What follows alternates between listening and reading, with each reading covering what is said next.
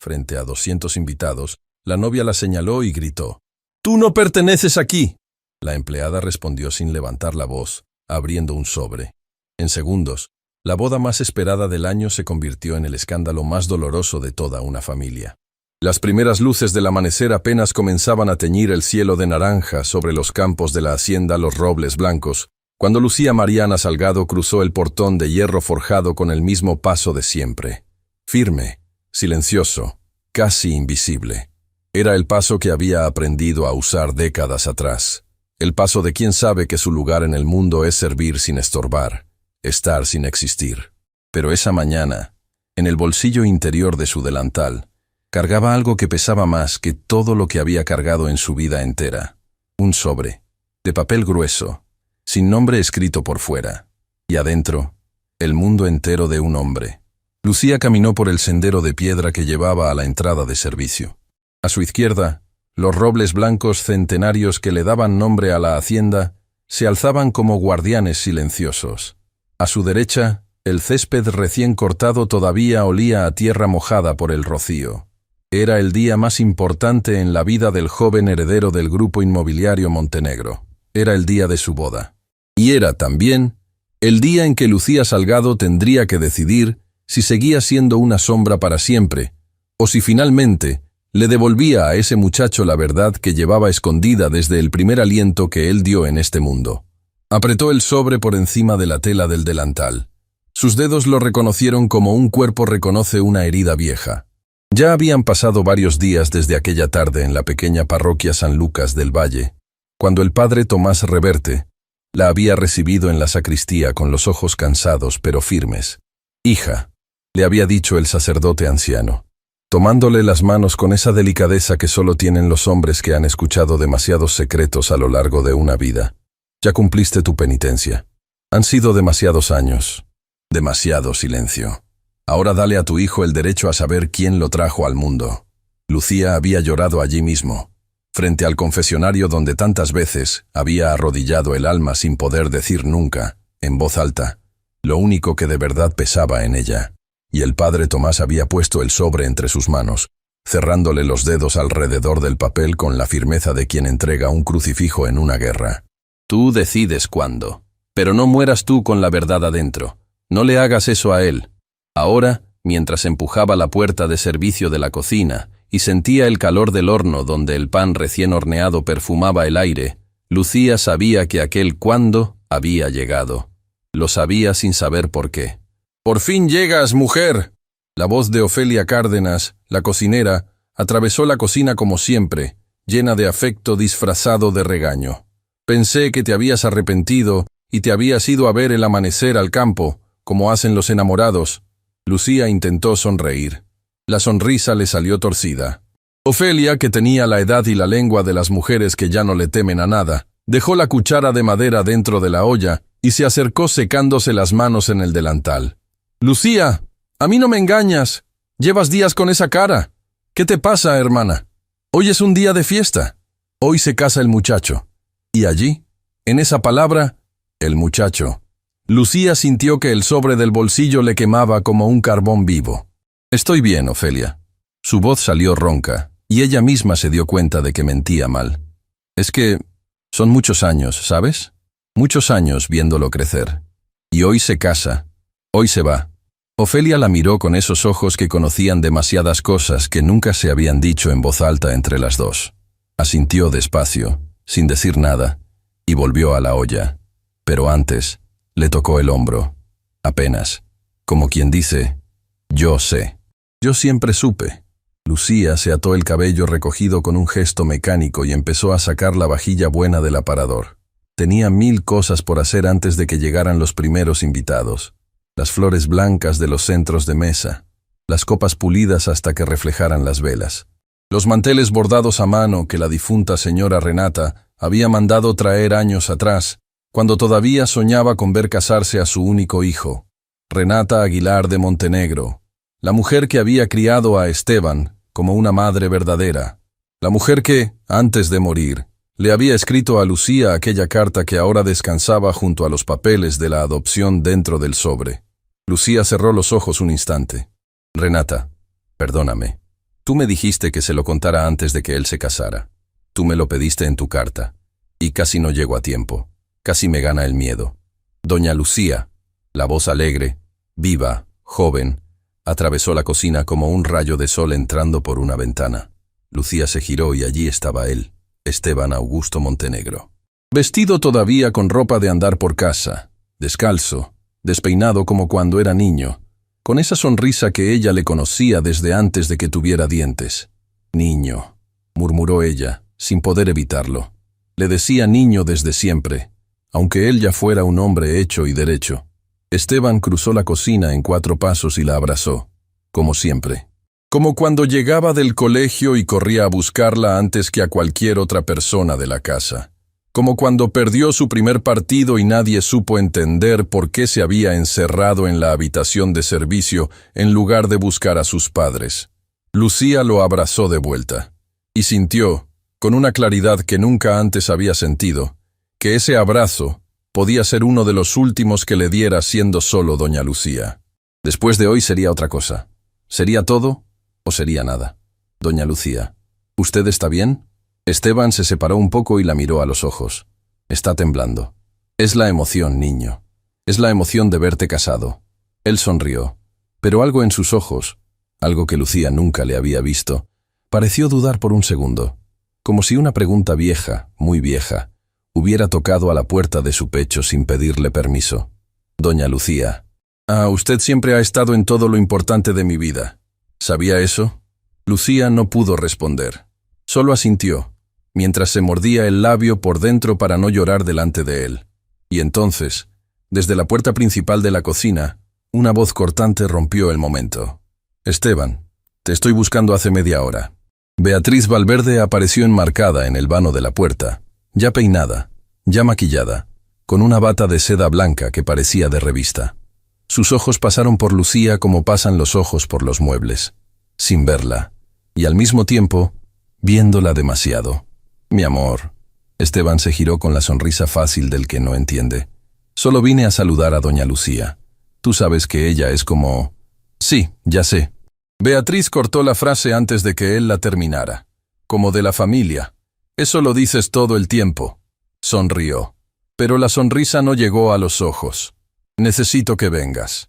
Tu padre quiere hablar contigo antes de que lleguen los invitados. Esteban miró a Lucía un instante más. Le apretó el hombro con cariño. Después hablamos, doña Lucía. Hoy es un día especial, y quiero que esté cerca. Salió detrás de Beatriz. Pero Beatriz se demoró un segundo. Apenas un segundo. Y en ese segundo, antes de cruzar el umbral, giró el rostro hacia Lucía y le dedicó una mirada que no necesitó palabras. Una mirada que decía, acuérdate de lo que hablamos. Acuérdate de tu lugar. Lucía bajó los ojos, como había aprendido a hacer desde niña, y cuando volvió a levantarlos, Beatriz ya no estaba. Pero las palabras que aquella mujer le había dicho semanas atrás, en aquella visita inesperada al cuarto de servicio, regresaron a su mente con la fuerza de una bofetada. Yo sé quién eres tú en realidad, y si abres la boca, voy a destruirte. Vas a terminar tus días en la calle, y nadie va a creerte una sola palabra. Lucía se quedó sola en la cocina. Ofelia había salido un momento al patio. El silencio era denso, pesado, lleno del olor del pan y del miedo. Llevó la mano al bolsillo del delantal. Tocó el sobre. Cerró los ojos. Desde el fondo del corredor le llegó la voz de Augusto Montenegro, el patriarca, hablándole a su hijo en el despacho. No alcanzó a escuchar las palabras, solo el tono. Un tono grave, un tono que parecía cargar también, a su manera, algo que llevaba mucho tiempo sin decirse. Lucía respiró hondo. Hoy, pensó, hoy se sabe todo, aunque me cueste todo lo que me queda. Afuera, los primeros automóviles ya empezaban a entrar por el camino de gravilla. La música de cuerdas comenzaba a probarse en el salón principal. Los invitados llegarían en cualquier momento. Y la mujer que durante una vida entera había sido invisible, apretó el sobre contra su pecho, debajo del delantal, como quien sostiene un corazón que por fin se atreve a latir en voz alta. El recuerdo regresó a la mente de Lucía con la nitidez de algo que el tiempo no había logrado borrar. Habían pasado semanas, pero ella podía revivir aquella tarde como si todavía estuviera ocurriendo en ese mismo instante.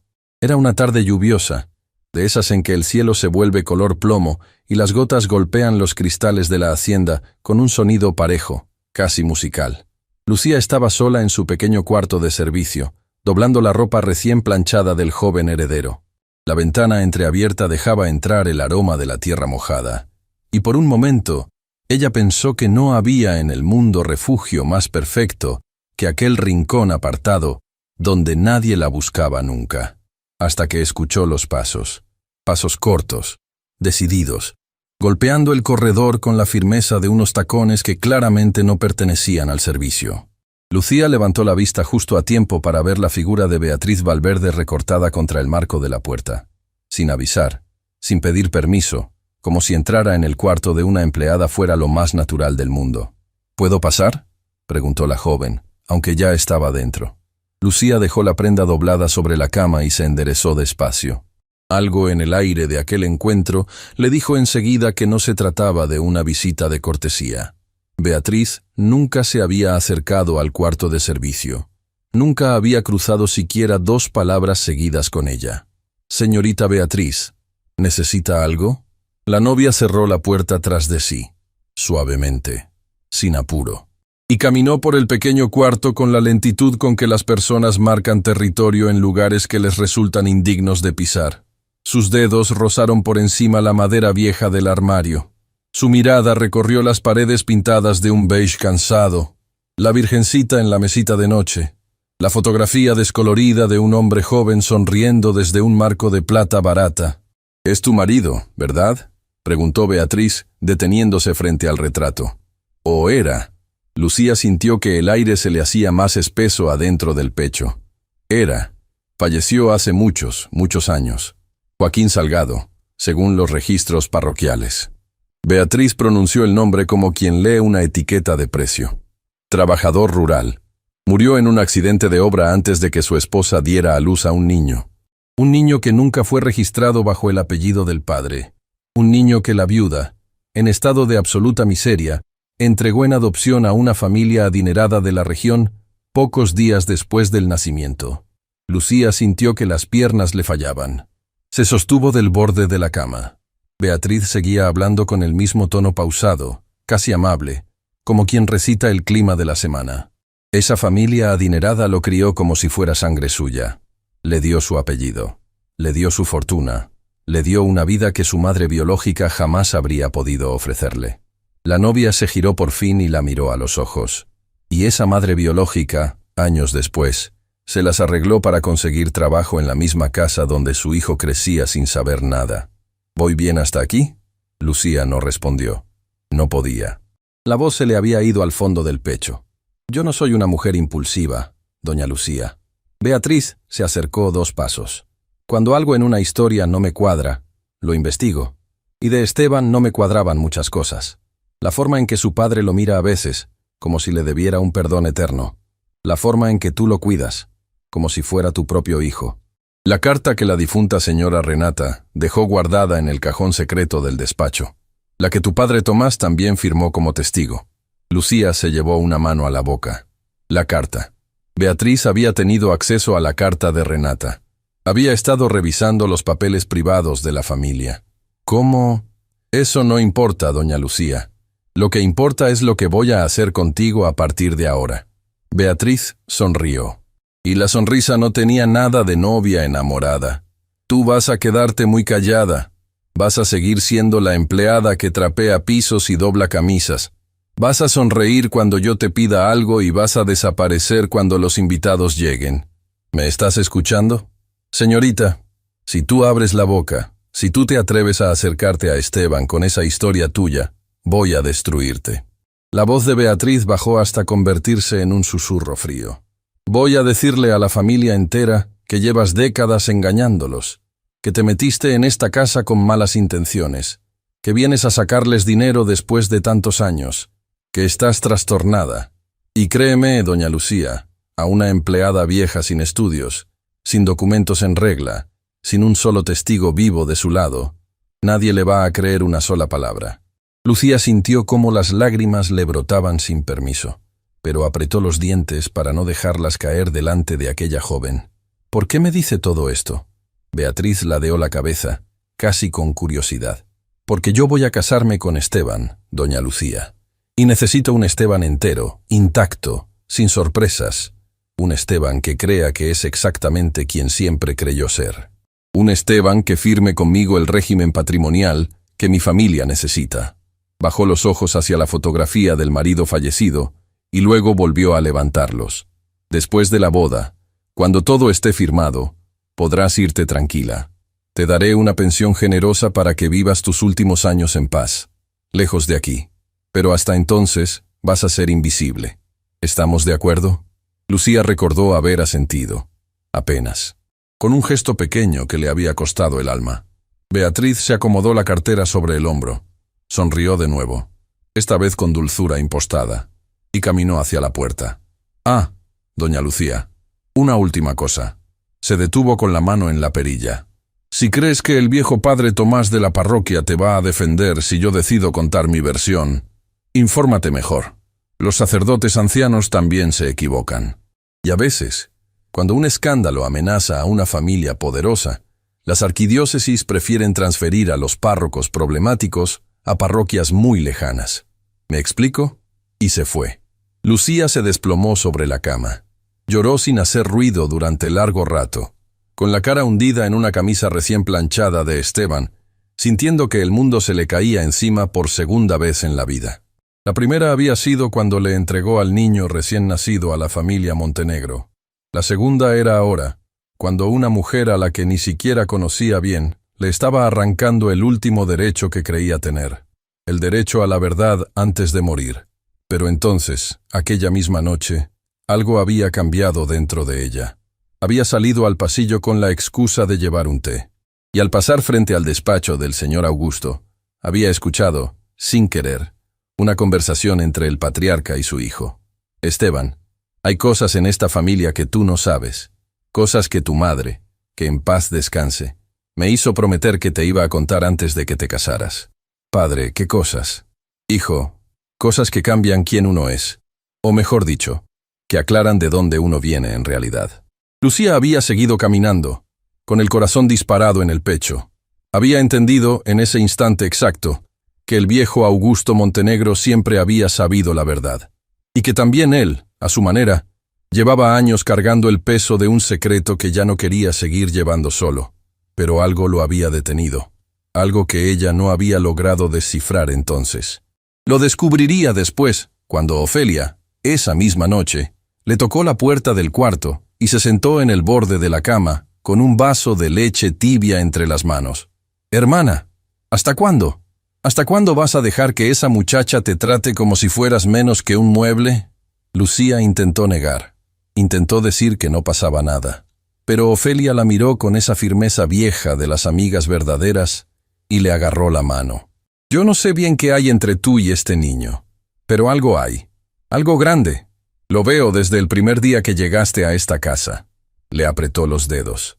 «Y ese muchacho merece saber lo que sea que tú llevas adentro, antes de que le pongan el anillo. No después». Lucía la miró a los ojos, y por primera vez en años asintió de verdad. Aquella misma semana había ido a la parroquia. Había hablado con el padre Tomás. Le había contado la amenaza de Beatriz. Y él, sin dudar un instante, había sacado del cajón aquel sobre que llevaba años esperando. «Hija, esta mujer no te tiene tan agarrada como cree». El sacerdote había bajado la voz.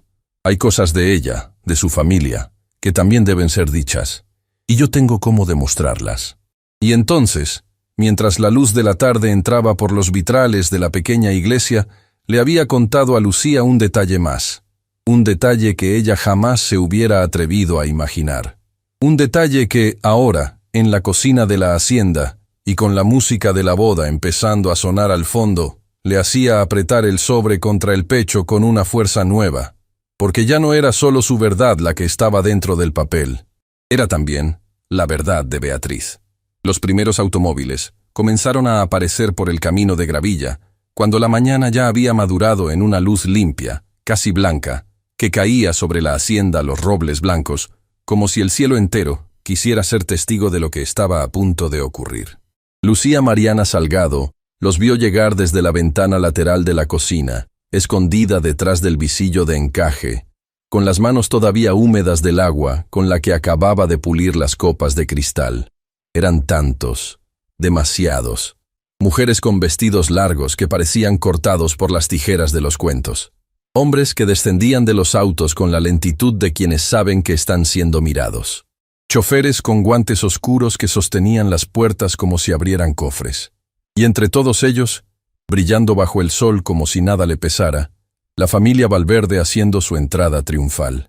«Mira a la madre de la novia», murmuró Ofelia Cárdenas detrás de Lucía, secándose las manos en el delantal. Diamantes en el cuello, perlas en las orejas, y los zapatos que valen más que mi sueldo de 3 años. Y todos sabemos por aquí que esa familia no tiene ni en qué caerse muerta. Lucía se giró sorprendida. Ofelia no era una mujer de hablar mal de los demás sin razón. «¿Qué dices?» «Lo que oyes, hermana». Ofelia bajó aún más la voz. «El otro día estuvo aquí el contador del señor Augusto. Yo serví el café. Y escuché cosas, Lucía. Cosas de la familia de la novia. Que están endeudados hasta el cuello. Que la mansión donde vive la muchacha ya ni siquiera es de ellos, está hipotecada hasta los cimientos. Que el padre murió dejando un agujero financiero del tamaño de una catedral. Y que el hermano, ese abogado joven que ronda por ahí, Damián Valverde, sí. Ese muchacho ha estado moviendo papeles raros en oficinas raras, tratando de tapar lo que ya no se puede tapar. Por eso esta boda no es boda, hermana. Es un rescate. La familia de la muchacha está usando al niño Esteban como salvavidas». Lucía sintió que algo dentro de ella se acomodaba con un clic sordo. Todas las piezas que había juntado hasta entonces, la chantaje, las visitas inesperadas, la urgencia con que Beatriz había acelerado los planes nupciales en los últimos meses, encontraban por fin su explicación más oscura. La novia no estaba enamorada. La novia estaba huyendo de un naufragio, y Esteban era la tabla de salvación que la mantendría a flote. Ofelia... Lucía la miró con los ojos llenos de algo nuevo, algo que se parecía peligrosamente al coraje. ¿Tú podrías repetir todo eso, si hiciera falta? ¿Delante de gente? La cocinera no dudó. «Hermana, yo lo grito hasta en el atrio de la iglesia si tú me lo pides». Antes de que Lucía pudiera responder, una de las muchachas del servicio, una jovencita llamada Aurelia Pinto, entró corriendo a la cocina con las mejillas enrojecidas y los ojos asustados. «Doña Lucía, la señorita Beatriz la está buscando. Dice que la necesita en el salón principal. Ahora». Lucía sintió que el sobre, dentro del bolsillo del delantal, se movía contra su costado como un ser vivo. Asintió. Se quitó el delantal, lo dobló con cuidado y lo dejó sobre el respaldo de la silla. Pero el sobre lo pasó al bolsillo interior de su uniforme, contra el corazón, allí donde nadie podría arrancárselo sin arrancarle también la vida. Cruzó los pasillos de la hacienda con paso firme. La música de las cuerdas ya llenaba el aire, suave, elegante, con esa cualidad melancólica que tienen las melodías de boda cuando se escuchan desde lejos. En cada rincón había arreglos florales de un blanco que ya no era blanco, era resplandor, velas encendidas en candelabros antiguos, cintas de seda colgando de las arañas de cristal. Y en el centro de aquel decorado de cuento, de pie junto al gran ventanal que daba al jardín de los robles, estaba Beatriz Valverde, vestida ya con el traje de novia, el velo todavía sin colocar, hablando con 2 de sus damas de honor en un tono de voz que pretendía ser dulce pero llegaba afilado. Cuando vio entrar a Lucía, despachó a las amigas con un gesto. «Déjenme un momento con la señora». Las 2 jóvenes se alejaron, y Beatriz se giró hacia Lucía con una sonrisa que era todo dientes y ningún ojo. «Doña Lucía, qué bueno que vino. Necesito pedirle un favor muy especial. Dígame, señorita, quiero que se quede en la cocina durante toda la ceremonia». La sonrisa se volvió más fina. «Y durante el banquete también. No quiero que aparezca en el salón mientras haya invitados. Sé que usted entiende». Lucía la miró. La miró de verdad, por primera vez en mucho tiempo, sin bajar los ojos. La señora Renata dejó dicho, antes de morir, que yo siempre debía estar presente en los días importantes de la familia. El gesto de Beatriz se contrajo apenas. La señora Renata ya no está, doña Lucía. Y la nueva señora de esta casa, en pocas horas, voy a ser yo. ¿Estamos entendidas? Estamos entendidas, señorita. Lucía hizo el gesto de retirarse, pero antes de cruzar la puerta, escuchó pasos detrás de ella, pasos firmes, masculinos. Al girarse, se encontró cara a cara con un hombre joven, que ella había visto solo en algunas fotografías y en 2 visitas anteriores a la hacienda. Damián Valverde, el hermano de la novia. El hermano. Traje oscuro impecable, peinado con gel, una carpeta de cuero bajo el brazo y la mirada de quien evalúa cuánto vale cada cosa que toca con los ojos. Hermanita. Damián saludó a Beatriz con un beso en la mejilla, mientras escaneaba a Lucía de arriba abajo con la indiferencia de quien mira un mueble que no le interesa comprar. Necesito hablar contigo. Es sobre los papeles. El señor Augusto está pidiendo modificaciones de último minuto al acuerdo prenupcial. Beatriz palideció bajo el maquillaje. ¿Modificaciones? ¿Qué modificaciones? Quiere agregar una cláusula sobre la herencia. Una cláusula de protección extendida a personas allegadas a la familia. No me ha dicho a quiénes en concreto, pero... Damián dejó la frase sin terminar, pero sus ojos volaron por una fracción de segundo hasta Lucía. Volvieron a Beatriz. La novia entendió. Lucía también entendió. Y por primera vez en la mañana, Beatriz miró a la empleada con algo que no era desprecio. Era miedo. Hablamos en privado, Damián. Ahora. Los 2 hermanos salieron por la puerta lateral. Lucía se quedó sola un instante en aquel salón gigantesco, rodeada de flores blancas y velas encendidas, con la música de las cuerdas todavía vibrando en algún rincón remoto de la casa. Y comprendió, con una claridad fría, que algo se estaba moviendo en las sombras de la hacienda que ni siquiera ella alcanzaba a ver del todo. El señor Augusto Montenegro estaba haciendo movimientos suyos, movimientos viejos, como si él también hubiera estado esperando este día durante mucho, mucho tiempo. Cuando Lucía regresó al pasillo, casi tropezó con alguien. Era una joven de cabello castaño recogido, vestido sencillo de invitada, una libreta pequeña en la mano y una expresión inteligente que destacaba entre todas las caras pintadas que Lucía había visto cruzar el portón aquella mañana. La joven la miró con curiosidad y sonrió. «Disculpe, ¿usted es doña Lucía?» «Sí, hija. Soy Camila Aldana, amiga de Esteban desde la infancia. Él me ha hablado mucho de usted». La joven bajó la voz. «Me dijo que si yo necesitaba algo en esta casa, le preguntara a usted antes que a cualquier otra persona, porque usted es la única que no miente nunca». Lucía sintió que el corazón se le apretaba. «¿Por qué necesitarías algo, hija?» Camila vaciló un momento. Después miró hacia los 2 lados del pasillo y se acercó un paso más. «Doña Lucía, yo soy periodista. Trabajo en un medio digital pequeño. Y desde hace unas semanas estoy investigando algunas cosas sobre la familia de Beatriz Valverde. Cosas que no me cuadran. Vine hoy como amiga, no como reportera, eso se lo juro. Pero, si usted ha visto algo, si usted sabe algo que yo deba saber para proteger a Esteban, yo soy alguien en quien se puede confiar». Lucía la miró a los ojos durante un largo segundo. Y por primera vez en años, sintió que el universo le estaba ofreciendo más aliados de los que ella jamás había imaginado tener. «Hija», dijo despacio, «quédate cerca del altar. Pase lo que pase, quédate cerca». Camila asintió sin hacer más preguntas. Lucía siguió caminando. La música había cambiado. Las cuerdas tocaban ahora la pieza ensayada para la entrada de la novia. Faltaban minutos. Y en ese instante, atravesando el corredor que llevaba al jardín, la voz de Esteban Augusto Montenegro la llamó desde lejos. «Doña Lucía, espere». Ella se giró, y lo que vio le clavó los pies al suelo. Esteban venía hacia ella con el rostro pálido, los ojos enrojecidos, sosteniendo en la mano un papel doblado que ella conocía muy bien. Era una hoja de la carta de Renata, una hoja que Lucía juraba que estaba dentro del sobre, contra su pecho, en aquel momento. Una hoja que alguien había puesto en las manos del novio antes de la ceremonia. Y por la cara de Esteban, era evidente que ya había leído lo suficiente. El tiempo se detuvo en aquel corredor. La música de las cuerdas seguía sonando en algún rincón lejano de la hacienda. Los invitados seguían acomodándose en las sillas blancas dispuestas en el jardín. Las cámaras de los celulares seguían capturando cada detalle de un día perfecto.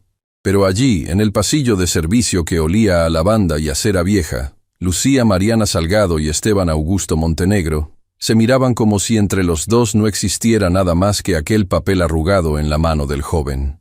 «Doña Lucía», la voz de Esteban salió quebrada, como si las palabras se le hubieran roto en la garganta antes de poder escapar. «¿Qué es esto? ¿De dónde salió esto?» Lucía sintió que las rodillas le fallaban. Se apoyó disimuladamente en la pared. Los ojos se le llenaron de lágrimas sin que ella pudiera controlarlas. La mano del joven sostenía solo una página. Una. Pero le bastaba a ella verla desde lejos para reconocer la caligrafía inclinada y firme de la difunta señora Renata. «Niño, ¿de dónde salió esto, doña Lucía?», repitió él, esta vez con más firmeza. «Alguien lo dejó en mi habitación esta mañana, sobre la cama, justo cuando me estaba terminando de arreglar para la ceremonia». «¿Sobre tu cama?» «Sí, doblada. Sin sobre, sin nada. Solo esta hoja. Y aquí mi madre habla de... Esteban se llevó una mano al pelo, despeinándose ese peinado perfecto que le habían armado los estilistas. Tenía los ojos brillantes. Habla de una mujer, de una promesa, de un pecado que la familia debía haber confesado mucho antes. «Doña Lucía, ¿mi madre estaba enferma cuando escribió esto? ¿Estaba en sus 5 sentidos?» A Lucía se le escapó una lágrima por la mejilla. La secó rápido con el dorso de la mano. «Tu madre estaba en sus 5 sentidos, niño. Más lúcida que nunca». «¿Y entonces qué quiere decir todo esto?» Lucía respiró hondo. Aquel no era el momento. No así. No en un pasillo. No a media hora de que él entrara a un altar. Pero también sabía que negar ahora era más cruel que decir. «Niño, ¿quién pudo haber dejado esa hoja en tu cuarto?» Esteban negó con la cabeza. «Perdido. No lo sé. Cualquiera de la casa. El servicio, los músicos, los floristas que estuvieron pasando toda la mañana». Pero Lucía sí lo sabía. O al menos creía saberlo.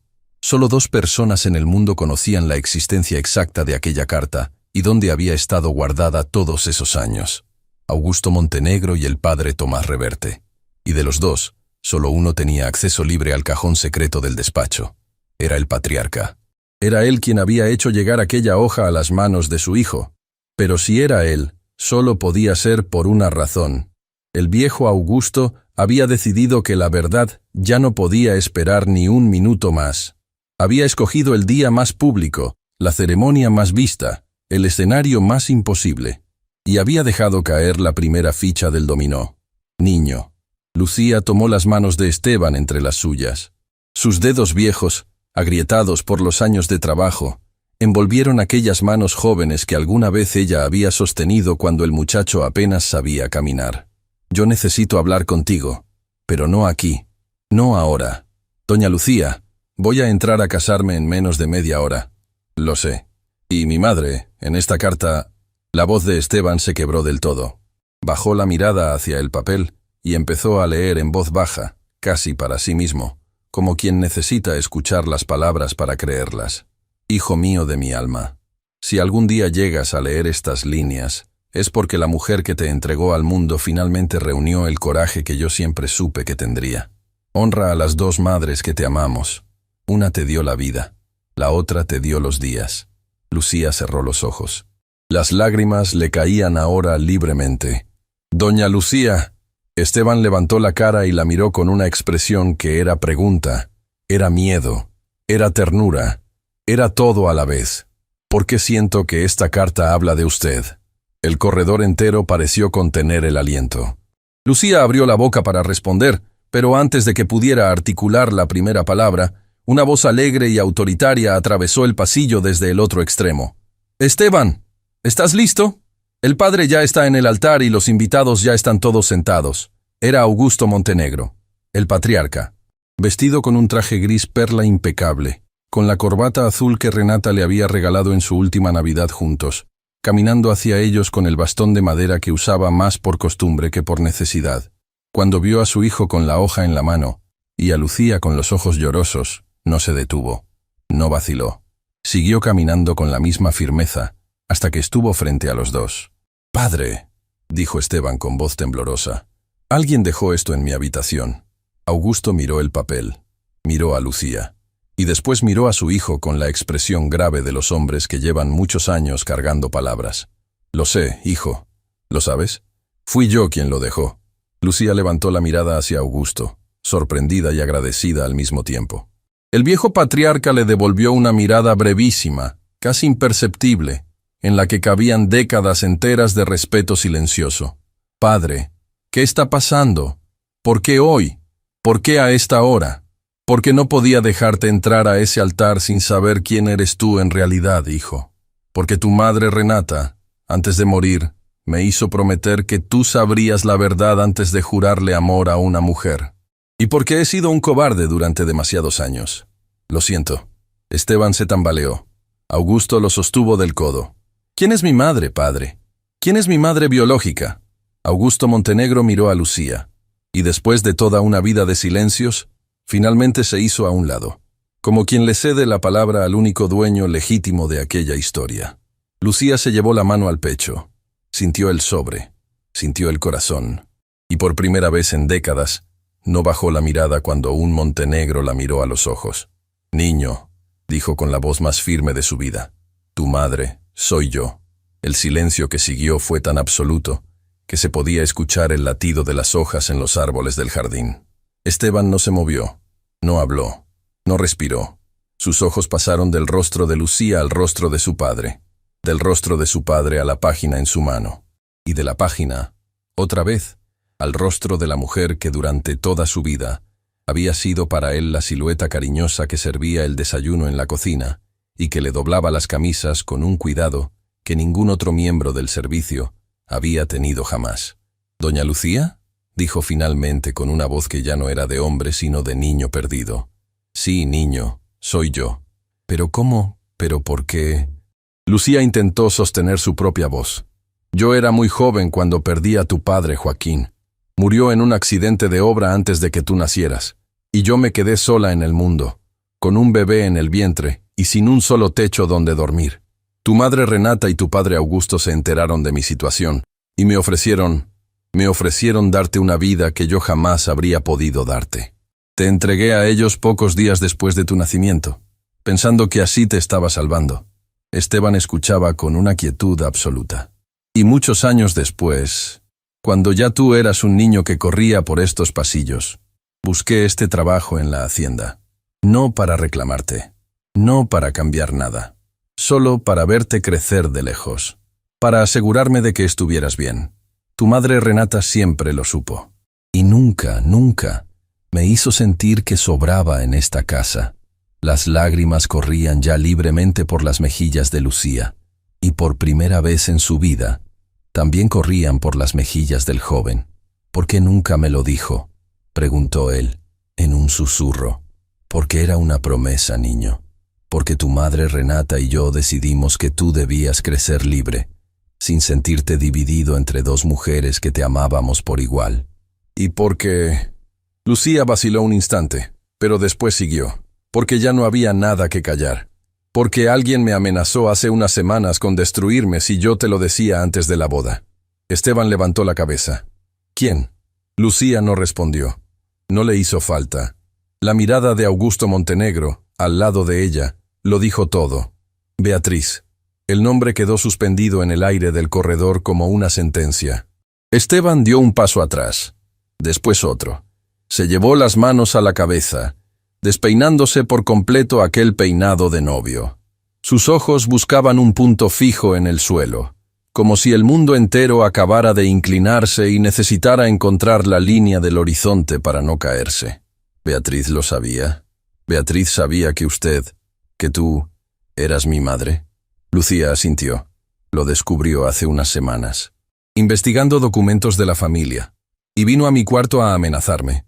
Me dijo que si yo abría la boca, me destruiría, que iba a decir que yo era una mentirosa, una vieja loca, alguien que se había metido en esta casa para sacarles dinero a ustedes. Pero eso no es cierto. No, pero ella sabía que nadie le creería a la empleada antes que a la novia, niño. Y yo también lo sabía. Esteban se apoyó contra la pared. Por un momento Lucía pensó que iba a desplomarse. Augusto se acercó y le puso una mano en el hombro. Hijo, escucha. Hay más cosas que debes saber sobre Beatriz antes de tomar cualquier decisión. ¿Más cosas? La familia Valverde está en bancarrota, Esteban. Tu suegro murió dejando deudas que ellos llevan años escondiendo. La mansión donde vive Beatriz está hipotecada hasta la última teja. Su hermano Damián ha estado falsificando documentos para retrasar el embargo. Y este matrimonio contigo no es un matrimonio.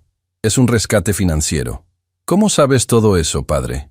Porque hace meses contraté a un investigador propio. Porque algo en esta muchacha nunca me cuadró. Porque su prisa por casarse, su negativa a firmar separación de bienes, las visitas extrañas de su hermano a mis oficinas, todo me olía mal. Y descubrí que había razones para que oliera mal. ¿Y por qué no me lo dijiste antes? Porque eras tú quien tenía que verlo, hijo. Porque si yo te lo decía, tú ibas a pensar que tu padre no quería que te casaras con la mujer que amabas. Y yo necesitaba que tú llegaras a la verdad por ti mismo. Augusto suspiró, y por un instante pareció 20 años más viejo de lo que era. Pero esta mañana, cuando me enteré por una de las muchachas del servicio que Beatriz había estado amenazando a doña Lucía, supe que ya no podía esperar más. Por eso dejé la hoja sobre tu cama. Una de las muchachas del servicio, Aurelia Pinto, la jovencita que limpia los cuartos de invitados. Ella escuchó todo aquella tarde, sin querer. Vino a contármelo llorando esta misma madrugada. Lucía se llevó una mano a la boca. Aurelia, la muchachita tímida que apenas levantaba la voz. Le había dado coraje a una niña casi tanto como se lo estaba dando a sí misma. Esteban se quedó callado durante un largo rato. La música de las cuerdas seguía sonando, ajena a todo.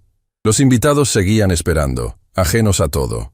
En algún punto del jardín, 200 pares de ojos miraban hacia el altar esperando ver entrar al novio, que ya no sabía si era el hombre que había sido toda su vida. Finalmente, Esteban levantó la cara y miró a Lucía. Madre. Aquella sola palabra hizo que el corredor entero se llenara de una luz que no venía del sol. Lucía sintió que las décadas enteras de silencio se rompían dentro de ella como un cristal antiguo.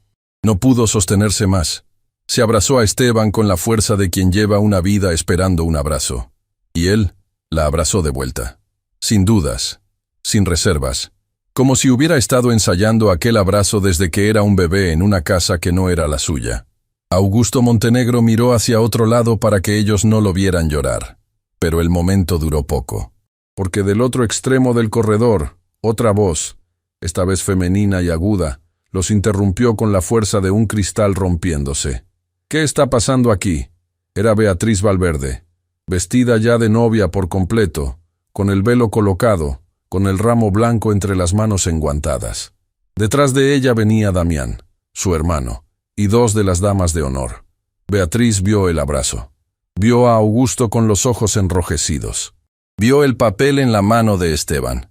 Y entendió en una fracción de segundo que todo lo que había construido con tanto cuidado durante meses estaba a punto de derrumbarse a 30 metros del altar. ¡Esteban!, gritó. Pero el grito se le quebró en la garganta. Mi amor, ¿qué está pasando? ¿Estás llorando? ¿Te dijo algo esta mujer? ¿Te dijo alguna mentira? Beatriz, dijo Esteban, separándose de Lucía pero sin soltarle la mano. Mi amor, sea lo que sea que ella te haya dicho, no es verdad. Beatriz se acercaba con pasos cortos por el pasillo, casi corriendo dentro de los límites que el vestido le permitía. Esta mujer es una vieja confundida. Yo te lo había dicho. Yo te lo había advertido. Tú nunca me advertiste nada de ella, Beatriz. Te lo advertí en pensamiento, mi amor.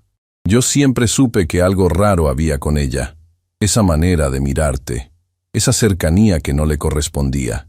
Lucía vio el momento exacto en que Esteban cambió. El muchacho tierno de hacía un instante se enderezó. Se secó las lágrimas con el dorso de la mano. Soltó la mano de su madre con cuidado y dio un paso hacia su novia. Y cuando habló, su voz ya no temblaba. Beatriz, necesito que me digas la verdad, una sola vez. ¿Tú sabías que doña Lucía es mi madre biológica? El rostro de Beatriz se descompuso por una fracción de segundo. Apenas, pero lo suficiente para que todos los presentes lo vieran. Después intentó recomponerse con una sonrisa. Mi amor, ¿de qué estás hablando? Te pregunté si lo sabías. Esteban, por Dios, vamos a casarnos en 15 minutos. 200 personas nos están esperando. Después hablamos de lo que tú quieras, te lo prometo. Pero ahora, ¿lo sabías sí o no? El silencio se hizo. Damián, detrás de su hermana, palideció. Las damas de honor intercambiaron miradas, y al fondo del corredor, sin que nadie la hubiera notado hasta ese momento, una joven con una libreta pequeña en la mano observaba todo en silencio. Camila Aldana, la amiga de la infancia, la periodista, anotando cada palabra con una taquigrafía rápida y nerviosa. Beatriz tragó saliva. Su mente trabajaba a toda velocidad, buscando una salida. Pero ya no había salida posible. Y entonces hizo lo único que todavía sabía hacer cuando se sentía acorralada. Atacó. Levantó el dedo enguantado y señaló a Lucía con la furia de una reina cuyo trono se está tambaleando. «Tú no perteneces aquí», gritó con la voz quebrada y los ojos ardiendo. «Tú no eres nadie en esta casa. Tú eres una empleada que se metió donde nadie te llamó. Tú no perteneces a esta familia y no perteneces a este día. ¿Me oyes? Tú no perteneces aquí». El grito retumbó por todo el corredor y siguió rodando hasta el salón principal, donde varios invitados de las primeras filas alcanzaron a escucharlo. Algunos se levantaron.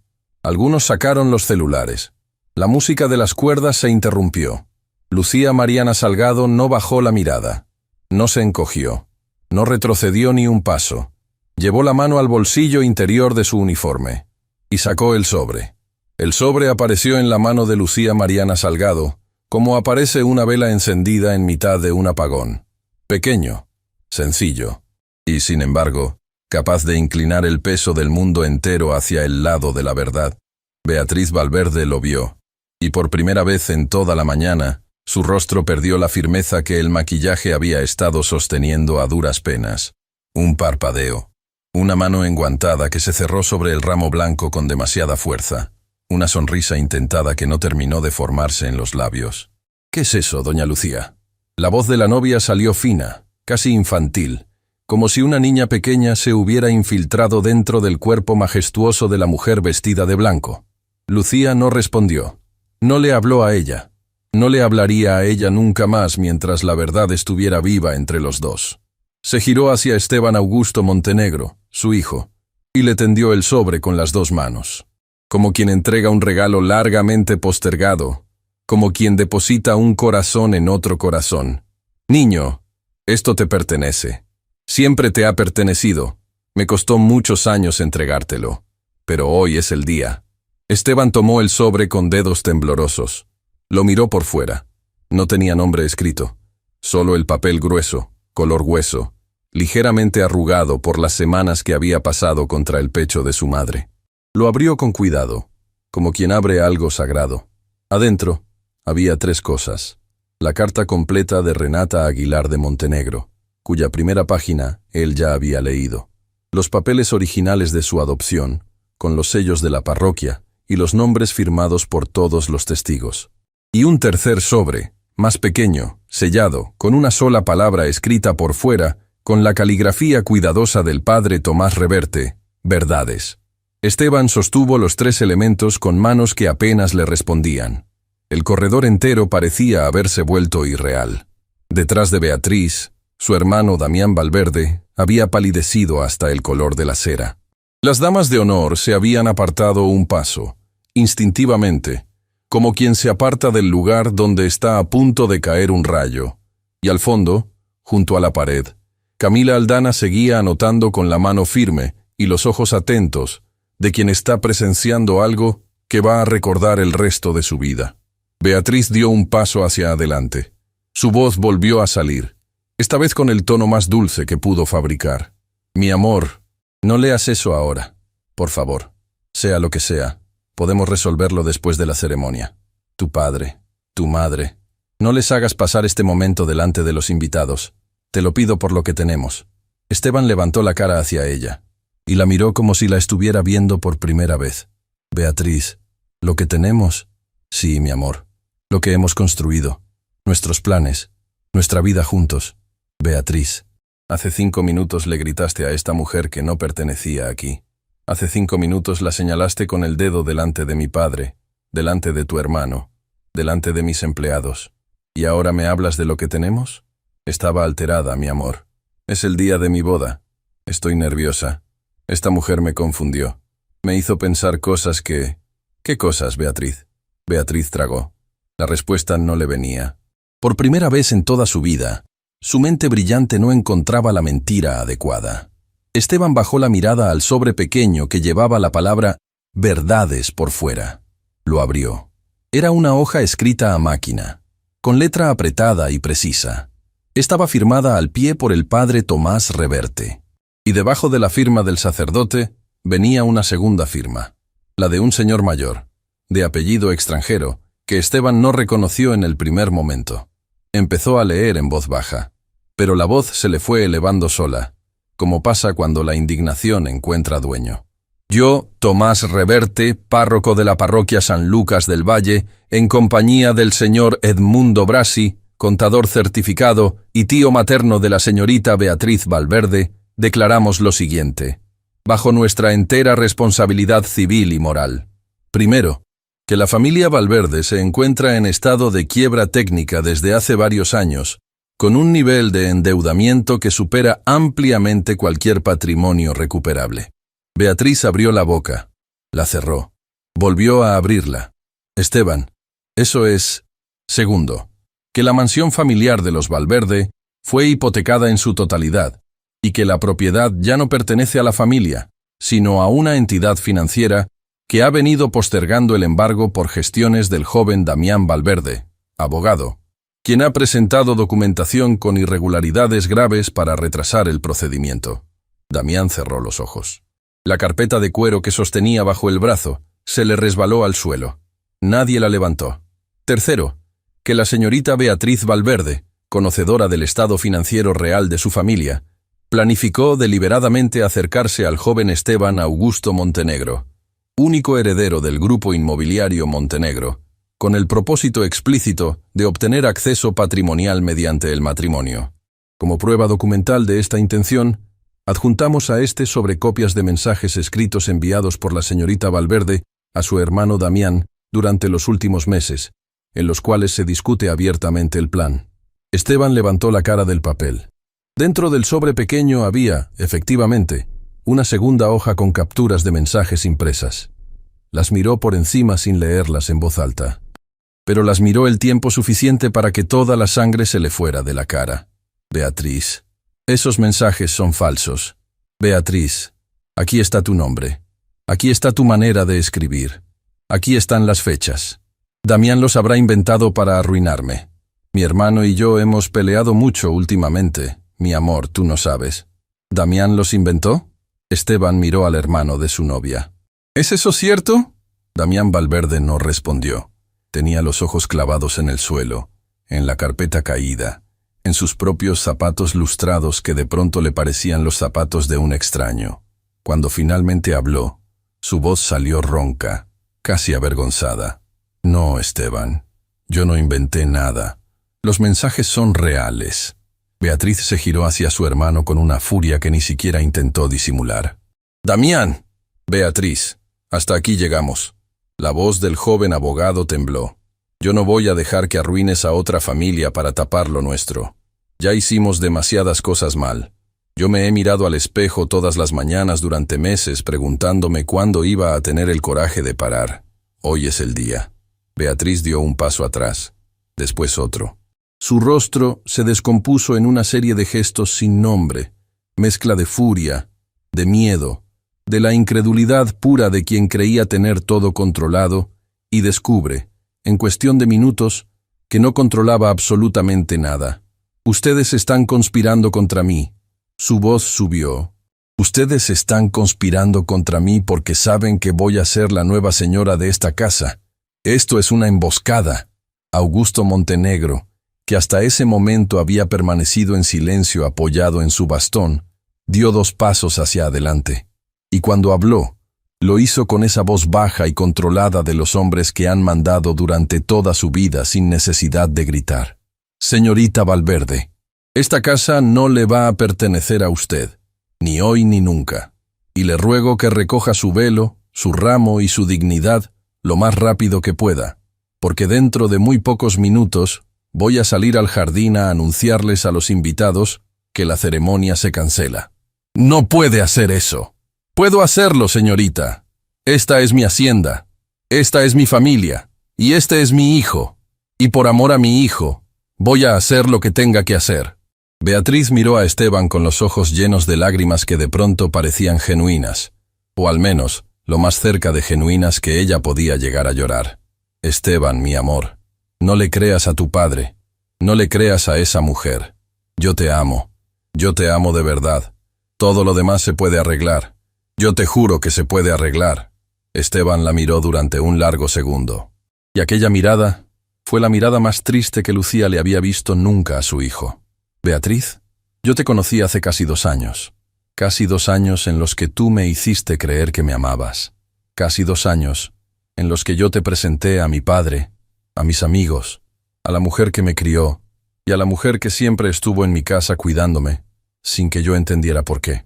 Y todo ese tiempo, tú estabas calculando, tú estabas haciendo cuentas. Esteban, no era así. Tú amenazaste a mi madre, Beatriz. El silencio fue la respuesta.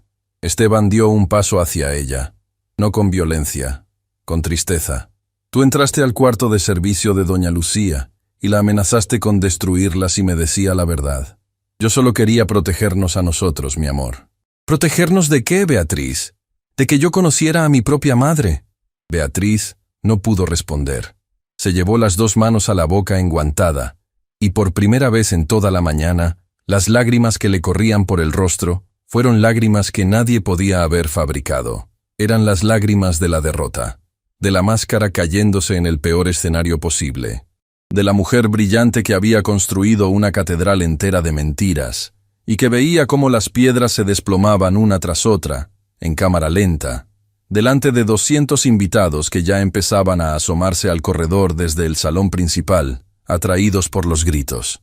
Augusto se giró hacia Esteban con una calma que solo le permitía un padre.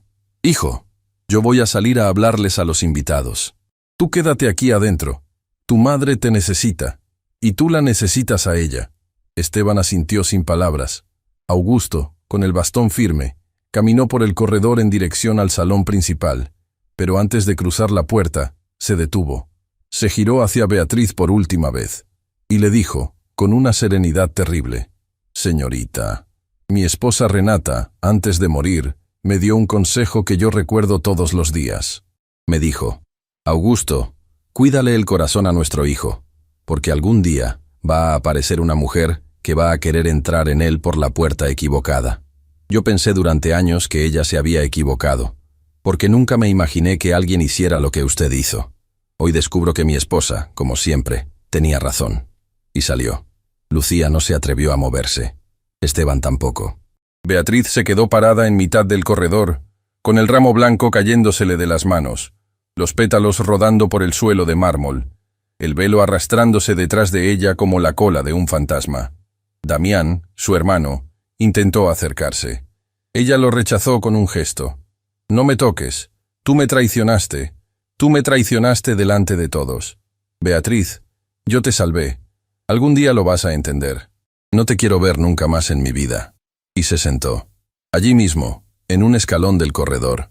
Se sentó como una niña pequeña que se ha caído en mitad de un patio de recreo, con el vestido blanco extendiéndose alrededor de ella como una flor enorme y rota, llorando con la cara escondida entre las manos enguantadas. Lucía sintió algo que la sorprendió a sí misma. Sintió por un instante lástima.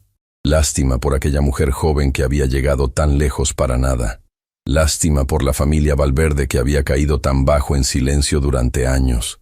Lástima incluso por Damián, que la miraba desde unos pasos más allá con los ojos llenos de algo que se parecía al alivio y al duelo al mismo tiempo. Pero la lástima duró poco. Porque Esteban, su hijo, se giró hacia ella, le tomó la mano y le dijo en voz baja: «Madre, vamos al salón». Lucía levantó las cejas. «¿Al salón, niño? ¿Para qué?» «Porque mi padre va a hablarle a los invitados, y yo quiero que tú estés a su lado. Quiero que 200 personas vean quién es la mujer que me trajo al mundo. Quiero que toda la región sepa, hoy mismo, que doña Lucía no es la empleada de esta casa, que es la madre del único hijo de los Montenegro, y que de hoy en adelante, En esta hacienda, nadie va a volver a llamarte Doña Lucía nunca más. Aquí te van a llamar madre, como debí haberte llamado yo desde siempre. Lucía sintió que las piernas se le aflojaban. Esteban la sostuvo del brazo. Y juntos, con el sobre todavía abierto en la otra mano del joven, empezaron a caminar por el corredor en dirección al salón principal. Detrás de ellos, Camila Aldana seguía anotando. Pero ya no era una sonrisa profesional la que tenía en el rostro. Era una sonrisa de amiga verdadera. La sonrisa de quien ha visto a su amigo de la infancia recuperar de golpe a la familia que siempre había merecido. Cuando cruzaron el umbral del salón principal, los 200 invitados los vieron entrar. Y un silencio gigantesco, un silencio que ningún arpa de cuerdas podría haber cubierto, se hizo sobre toda la hacienda. Los celulares se quedaron quietos. Las cabezas se giraron al unísono. Augusto Montenegro, de pie sobre la pequeña tarima donde debía haber estado el novio recibiendo a la novia, levantó las dos manos en señal de pedir la palabra, y empezó a hablar. Habló con la voz firme de quien ha decidido, después de muchos años de cobardía, que la verdad merece un escenario. Habló sin gritar, habló sin justificarse. Habló de Renata, de Lucía, de Esteban, de Joaquín. Habló de la familia Valverde y de las pruebas que habían aparecido. Habló de la mujer que había servido en aquella casa durante toda una vida, sin reclamar jamás el lugar que le correspondía. Y al final, cuando todos los invitados ya estaban llorando, algunos por la emoción, otros por la vergüenza ajena, otros porque la magnitud de lo que estaban presenciando los superaba, pidió a Lucía que subiera a la tarima junto a él. Lucía subió, despacio, con las piernas temblando, pero con la espalda más recta que en toda su vida. Y desde aquella tarima, mirando por primera vez a 200 personas que la miraban a ella, escuchó las palabras de su hijo, que también había subido para tomarla de la mano. Señoras y señores, hoy no hay boda, pero hay algo mucho más importante que una boda. Hoy esta familia recupera a uno de sus miembros, y yo recupero a mi madre. El aplauso comenzó tímido, en una sola fila. Después se expandió hacia las filas siguientes, y al final, los 200 invitados estaban de pie, aplaudiendo a una mujer mayor con uniforme de servicio, que lloraba sin esconder las lágrimas, mientras un hombre joven en traje de novio le besaba la mano como se le besa la mano a una reina. Pero al fondo del salón, junto a una columna, alguien observaba la escena con los ojos entrecerrados y los puños apretados. Era una mujer mayor a quien Lucía no conocía bien, una invitada que había llegado entre la familia de los Valverde, y que en aquel momento sacó un teléfono y empezó a marcar un número con dedos furiosos, porque aún quedaba alguien dispuesto a pelear por Beatriz Valverde, y esa pelea apenas estaba empezando. Mientras los aplausos seguían retumbando en el salón principal de la hacienda Los Robles Blancos, la mujer del rincón colgó la llamada y guardó el teléfono dentro de su pequeño bolso de mano con un gesto seco. Tenía la edad de las matriarcas que han mandado durante demasiados años para resignarse a perder. Vestía un traje sastre color marfil, un sombrero pequeño con velo corto sobre los ojos, y un broche de piedra verde sobre el pecho que parecía heredado de varias generaciones atrás. Era Mercedes Valverde de Otálora, la tía abuela de Beatriz, viuda de un magistrado, y la única figura de aquella familia en ruinas, que aún conservaba contactos reales en los círculos influyentes de la región. Mercedes había viajado 3 horas para asistir a aquel casamiento, no por amor a la sobrina nieta, a quien siempre había considerado una niña frívola y malcriada, sino para ver con sus propios ojos cómo el apellido Valverde encontraba, por fin, una forma decente de salvarse. Y ahora veía cómo el apellido se hundía en público con la dignidad de un barco viejo.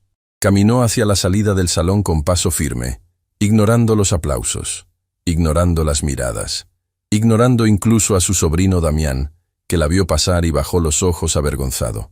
Al cruzar el portón principal, donde varios choferes y empleados de catering habían empezado a comentar lo que estaba pasando adentro, Mercedes se detuvo junto a un joven que sostenía una cámara profesional al hombro. «Dígame una cosa, jovencito». Su voz salió fina y autoritaria. «¿Usted es del equipo que estaba grabando la ceremonia?» «Sí, señora. Para el video oficial de los novios». «¿Y todo lo que pasó en el corredor también lo grabaron?» El muchacho dudó. Una parte, señora. Mi compañero estaba en esa zona ajustando los micrófonos.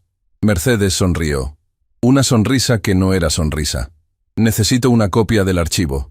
Hoy mismo. Señora. Eso tendría que autorizarlo la familia Montenegro.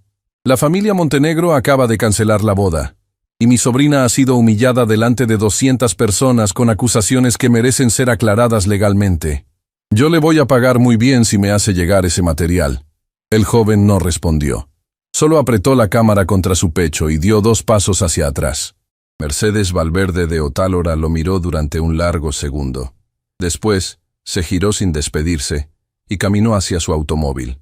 En el camino, ya estaba marcando el segundo número de la mañana. Esta vez el de un periodista veterano, amigo de su difunto esposo, que dirigía un pequeño semanario regional con tendencia al escándalo y a las verdades convenientes.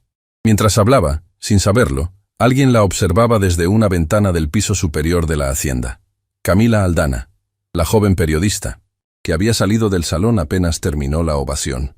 Había subido a la habitación que la familia le había asignado como invitada, y desde allí, con el teléfono en la mano y la libreta sobre el escritorio, ya había empezado a escribir el artículo que iba a publicar aquella misma noche.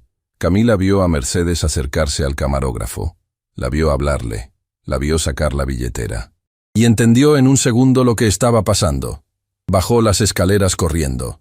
Mientras tanto, en el despacho privado del señor Augusto Montenegro, lejos del salón principal y del rumor de los invitados que ya empezaban a retirarse en silencio respetuoso, 3 personas se habían encerrado a hablar en voz baja: Augusto, Esteban y Lucía. El despacho era una sala forrada en madera oscura, con estanterías llenas de libros de derecho y de fotografías familiares enmarcadas. En una de aquellas fotografías, Renata sostenía a un Esteban de pocos años en brazos, sonriendo a la cámara con esa luz que algunas mujeres llevan adentro y que ni la muerte logra apagar. Augusto se acercó a un mueble lateral. De un cajón cerrado con llave, sacó un sobre amarillento, distinto al que Lucía había entregado horas antes. Este era más antiguo, más pequeño, con los bordes ligeramente curvados por el tiempo. Lo dejó sobre el escritorio frente a su hijo y a Lucía. Hay una última cosa que ustedes dos deben saber. Lucía levantó la mirada sorprendida. ¿Otra cosa, señor Augusto? Otra cosa, Lucía. Y por favor, ya no me llames señor. Hace muchos años que dejaste de ser empleada en esta casa, aunque ninguno de los dos nos atrevimos a decirlo en voz alta. Esteban tomó el sobre con dedos cuidadosos. Adentro había un solo documento. 2 páginas. La firma de Renata Aguilar de Montenegro al pie, y los sellos notariales en cada esquina. Era una cláusula testamentaria. Una cláusula que Renata había agregado a su testamento poco antes de morir, redactada con la ayuda de un notario de su entera confianza, y que ni siquiera Augusto se había atrevido a abrir hasta aquel día. Esteban leyó en voz alta, con la voz quebrándose en cada renglón. Yo, Renata Aguilar de Montenegro, en pleno uso de mis facultades, dejo constancia de mi voluntad expresa de que la señora Lucía Mariana Salgado, madre biológica de mi hijo Esteban Augusto, conserve durante el resto de su vida el derecho pleno de habitar la hacienda Los Robles Blancos como miembro reconocido de esta familia, con todas las dignidades, comodidades y consideraciones que esa condición conlleve. Esta cláusula no se refiere a herencia económica alguna, pues la señora Salgado nunca ha pedido nada de eso.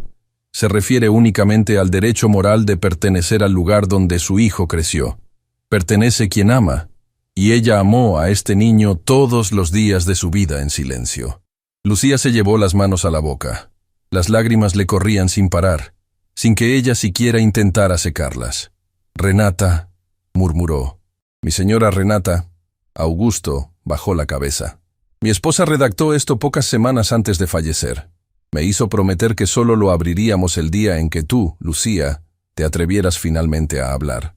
Ella decía que ese día llegaría, y que cuando llegara, esta familia tenía que estar a la altura.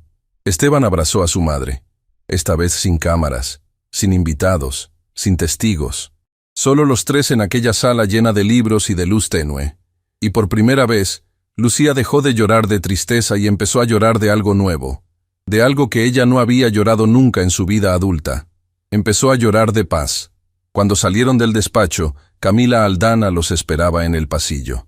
Tenía las mejillas enrojecidas por haber bajado las escaleras corriendo y el teléfono apretado contra el pecho. Esteban, tenemos un problema. ¿Qué pasa, Camila? La tía abuela de Beatriz, Mercedes Valverde, está intentando comprar el material grabado por el camarógrafo. Quiere usar las imágenes del corredor para construir una historia diferente y filtrarla a la prensa esta misma tarde. Va a decir que doña Lucía es una mentirosa, que se aprovechó del aturdimiento de un novio nervioso. Va a decir que los Montenegro encubrieron a una vieja desequilibrada por compasión. Esteban apretó los puños. ¿Y qué podemos hacer? Adelantarnos. Camila levantó el teléfono. Yo tengo la libreta. Tengo todo lo que pasó en el corredor anotado palabra por palabra. Tengo el documento del padre Tomás y el contador. Y tengo la cláusula testamentaria de tu madre, si tu padre me da autorización para mencionarla. Si publico mi versión esta tarde, antes de que ella publique la suya, la batalla está ganada. Y nadie en la región va a creer una sola palabra de los Valverde nunca más. Augusto, que venía detrás, asintió sin dudar. Tienes mi autorización, hija. Publica lo que necesites. Con una sola condición. ¿Cuál, señor? Que el centro de tu artículo no sea esta familia. Que el centro sea ella. Y señaló a Lucía. Que la región entera entienda hoy que la verdadera nobleza no se hereda. Se vive en silencio durante toda una vida, y se demuestra cuando uno por fin tiene el coraje de hablar. Camila asintió con los ojos brillantes. Sacó la libreta del bolsillo, se sentó en uno de los sofás del corredor y empezó a escribir con la velocidad de quien sabe que cada minuto cuenta. Aquella misma tarde, mientras los últimos invitados se retiraban en automóviles silenciosos y el equipo de catering recogía las copas intactas del banquete que nunca llegó a celebrarse, Lucía y Esteban caminaron juntos por el jardín de los robles. Ya no había música, ya no había cámaras, solo el viento moviendo las hojas y el sol cayendo despacio detrás de los árboles centenarios. Esteban se sentó con su madre en un banco de piedra, en el mismo banco donde Renata se sentaba a leer cuando él era niño. Madre, cuéntame de él. ¿De quién, niño? De Joaquín, de mi padre biológico. Quiero saber quién era. Quiero saber qué amaba, qué soñaba para mí, aunque nunca llegó a verme. Lucía cerró los ojos un momento, y desde algún rincón muy hondo de la memoria, una imagen volvió a ella con una nitidez que la sorprendió. Joaquín, joven, con las manos manchadas de tierra, sonriendo bajo un sombrero de paja, contándole a su esposa embarazada los nombres que habían pensado para el bebé. Joaquín era un hombre sencillo, niño. Trabajaba la tierra en una finca cerca del pueblo donde yo nací. No tenía estudios, pero leía cada papel que caía en sus manos. Leía la etiqueta de una bolsa de semillas como si fuera un libro de filosofía. Decía que cada palabra escrita en el mundo merecía respeto. Esteban escuchaba sin moverse. Cuando supo que yo estaba esperando un bebé, se puso a llorar. Lloró durante 2 días seguidos. Decía que no se sentía digno de ser padre, que él no había tenido a nadie que le enseñara a hacerlo, y que tenía miedo de no saber. Lucía sonrió entre lágrimas. Yo le decía que nadie sabe ser padre cuando empieza, que se aprende mirando al hijo a los ojos, y él me prometió que lo iba a aprender. Me prometió que iba a ser el mejor padre del mundo. Pero no llegó. No llegó, niño. La tierra a veces se lleva a los buenos antes de tiempo.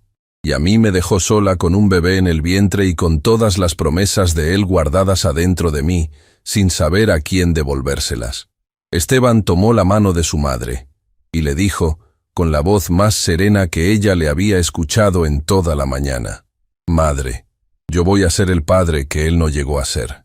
Algún día, cuando yo tenga hijos, se los voy a presentar a Joaquín en cada cuento, en cada cena, en cada noche antes de dormir, y voy a llevar su apellido al lado del mío, Esteban Augusto Montenegro Salgado, para que el mundo sepa de quién soy hijo, de los dos. Lucía no pudo responder. Solo apoyó la cabeza en el hombro de su hijo, y los dos se quedaron mirando el atardecer caer sobre los robles blancos, en silencio, durante mucho tiempo. Aquella misma noche, mientras Camila Aldana enviaba su artículo al medio digital donde trabajaba, mientras Mercedes Valverde de Otálora marcaba números que nadie le contestaría jamás, mientras Beatriz lloraba sola en una habitación de hotel barato, porque la mansión familiar ya no era de ellos, y nadie del clan quiso recibirla. Una verdad mucho más grande que cualquier escándalo empezó a circular por la región. La verdad de una mujer que había servido sin pedir nada durante toda una vida. Y a la mañana siguiente, cuando el sol salió de nuevo sobre la hacienda Los Robles Blancos, el artículo de Camila ya estaba siendo leído por miles de personas. Compartido, comentado, llorado, aplaudido. Y en la cocina de la hacienda, Lucía Mariana Salgado ya no llevaba el delantal del servicio. Se había sentado, por primera vez, a la mesa principal del comedor, como una madre, como una señora, como una mujer que finalmente pertenecía al lugar donde siempre había estado. Pero el destino aún tenía una última carta guardada para esta familia, una carta que llegaría con el correo de la tarde siguiente, y que cambiaría, otra vez, todo lo que parecía resuelto. Tiempo después de aquella mañana que cambió la vida entera de la hacienda Los Robles Blancos, una carta llegó por el correo de la tarde. El sobre era amarillento, gastado por los años, con una caligrafía temblorosa por fuera que decía simplemente: para Lucía Salgado, donde ella esté. Esteban la recibió en el portón principal de las manos del cartero del pueblo, un hombre mayor que conocía la región como conocía las líneas de su propia mano. El cartero le explicó que aquella carta había estado guardada durante muchos años en una oficina pequeña, perdida entre cajas viejas, y que solo ahora, después de una mudanza administrativa, había sido encontrada y reenviada al destinatario correcto. Era de un trabajador que se fue al cielo demasiado joven, hijo, un tal Joaquín Salgado. La escribió la mañana misma del accidente. La metió en el buzón de la finca antes de salir a trabajar. Y por uno de esos errores que el tiempo a veces comete, se quedó traspapelada durante una vida entera. Esteban tomó la carta con manos temblorosas. Le agradeció al cartero con un abrazo silencioso y entró corriendo a la hacienda.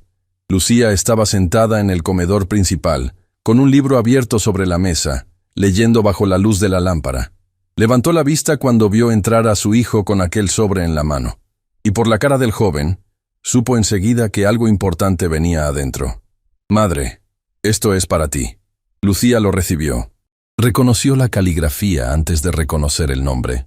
Reconoció la mano del hombre que había amado durante toda su vida, sin volver a tocarlo nunca, y se llevó el sobre al pecho, como quien recibe un regalo enviado desde el otro lado del cielo. Lo abrió con un cuidado infinito. La hoja interior estaba escrita con un lápiz que casi se había borrado, pero las palabras todavía se podían leer. Mi Lucía, si hoy salgo y no vuelvo, quiero que sepas 3 cosas. La primera, que el bebé que llevas adentro va a ser la mejor cosa que tú y yo hicimos en la tierra. La segunda, que si algún día las circunstancias te obligan a tomar decisiones difíciles para protegerlo, yo te perdono desde antes y te apoyo desde donde sea que esté. Tú sabes lo que es bueno para él mejor que nadie. La tercera, dile cuando crezca que su padre lo amó desde antes de verle la cara, y que el apellido Salgado, aunque sea humilde, es un apellido limpio, que lo lleve con orgullo. Tu Joaquín. Lucía leyó la carta 3 veces. Después la apretó contra el pecho, y lloró sin hacer ruido, con la calma de quien recibe, después de tantos años, la única absolución que su corazón había estado esperando. Esteban se sentó a su lado. Le tomó la mano. No habló durante un largo rato. Solo le acarició los dedos viejos como había aprendido a hacerlo en aquellos días, desde que la vida le había devuelto a su madre. Madre, él te perdonó desde antes. Sí, niño. Y le pidió a la vida que tú me contaras de él cuando yo creciera. Sí. Y por fin, ese día llegó. Lucía asintió, y sonrió por entre las lágrimas. Por fin, ese día llegó. Una temporada después de aquella tarde, la región entera ya no hablaba de otra cosa que no fuera la historia que había publicado Camila Aldana. El artículo se llamaba La mujer que pertenecía, y en pocos días ya había sido leído por más personas de las que cualquier semanario regional había alcanzado en años. La historia de Lucía Mariana Salgado se transformó en un símbolo. En las escuelas del pueblo, las maestras la usaban como ejemplo de dignidad silenciosa. En las parroquias vecinas, los sacerdotes mayores la mencionaban en sus homilías. En los hogares humildes, las madres jóvenes la nombraban como prueba de que ningún sacrificio hecho por amor se pierde para siempre. Mercedes Valverde de Otálora intentó durante un tiempo levantar una contraversión, pero ningún medio serio quiso publicarla. Las pruebas documentales eran demasiado sólidas.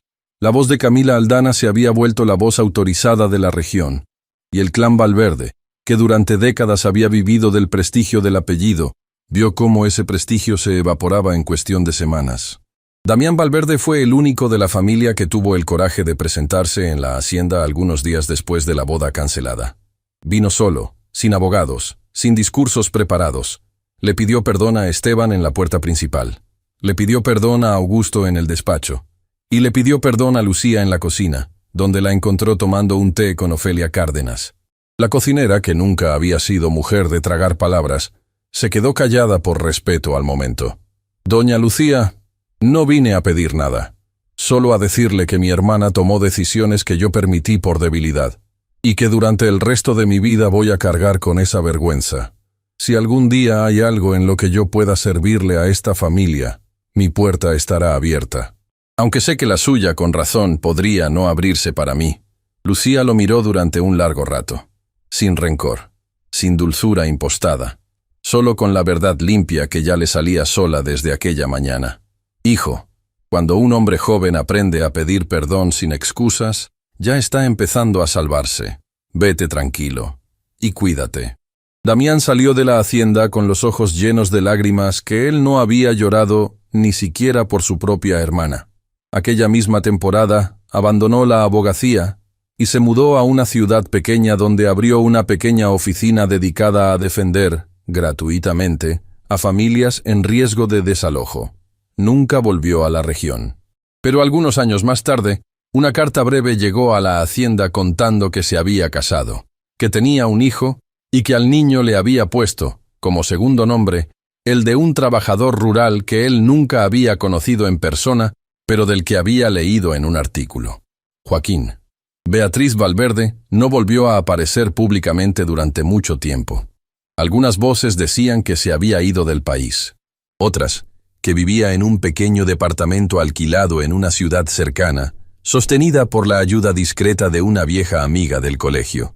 Lucía nunca preguntó por ella, no porque la odiara, sino porque comprendió, con la sabiduría que le había dado todo aquel camino, que algunas personas necesitan estar lejos de los escenarios donde se quemaron, y que insistir en mirarlas solo les estorba el camino hacia un perdón que tendrán que darse, antes que nada, a sí mismas. Una mañana, ya entrada otra estación del año, en la pequeña parroquia San Lucas del Valle, el padre Tomás Reverte celebró una misa especial. No fue una boda, fue otra cosa. Algo que la pequeña iglesia del pueblo nunca había celebrado antes, y que tal vez no celebraría jamás de nuevo. Fue un acto de reconocimiento. Esteban Augusto Montenegro había decidido, junto a su padre Augusto, y junto a su madre Lucía, agregar legalmente el apellido Salgado al suyo. La parroquia, donde décadas atrás se había firmado una adopción dolorosa, era ahora el lugar donde se firmaba un reencuentro. El padre Tomás, ya muy mayor pero todavía firme en su voz, leyó delante de los pocos invitados presentes una breve homilía que Camila Aldana grabó con el permiso del sacerdote. «Hijos míos, hay quienes creen que pertenecer es una cuestión de sangre. Hay quienes creen que es una cuestión de apellidos. Hay quienes creen que es una cuestión de invitaciones grabadas en papel fino. Yo les digo hoy, con la autoridad de toda una vida escuchando confesiones que ustedes no se imaginan, que pertenecer es otra cosa. Pertenecer es estar dispuesto a perderse a uno mismo para que el otro encuentre su camino. Pertenecer es callar cuando hablar haría daño, y hablar cuando callar sería cobardía. Pertenecer es amar sin esperar nada, y un día, cuando ya nadie lo espera, recibir todo de vuelta». Lucía estaba sentada en la primera fila, con un vestido sencillo, sin joyas, sin maquillaje. Esteban a un lado, Augusto al otro.